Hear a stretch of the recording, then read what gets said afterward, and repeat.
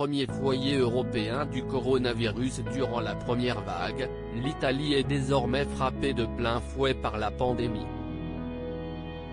Ce mardi 10 novembre, le journal télévisé de 13h de France 2 a dévoilé des images chocs dans lesquelles le personnel soignant transalpin n'a d'autre choix que de soigner les patients dans leur voiture. À Naples, ces derniers ont donc été placés sous oxygène dans leurs véhicules respectifs tandis que les soignants viennent à leur secours, faute de lits disponibles au sein de l'hôpital le plus proche.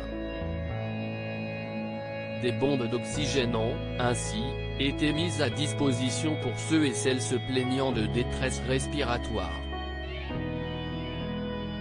Les anonymes feraient face à des heures d'attente alors que les soignants tentent de déterminer un ordre de passage, entourés d'ambulances. Des files interminables de véhicules d'urgence selon Giuseppe Gallono, en charge de la gestion des ambulances de Naples qui dénonce une situation ingérable. En Italie, chaque personne s'étant soumise à un test de coronavirus doit attendre, en moyenne, 5 jours pour le résultat. Une durée d'attente jugée longue pour ceux dont l'état se dégrade. Pire encore, il y aurait moins de 600 lits de médecine intensive disponibles en comptant l'intégralité des hôpitaux, publics comme privés. Face à la saturation, le commissaire national pour l'urgence Covid juge que la situation est plus que critique. Si la courbe des infections ne commence pas à baisser, aucun système sanitaire et encore moins le système italien ne pourra y faire face. L'Italie bientôt reconfinée?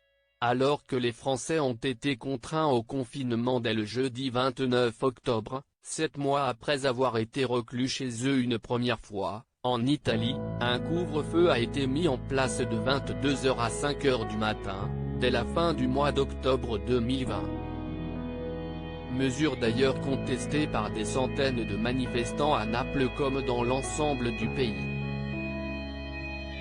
Toujours d'après le JT de France 2, des mesures plus strictes pourraient être annoncées dans les prochaines heures afin d'endiguer la propagation de la maladie virale.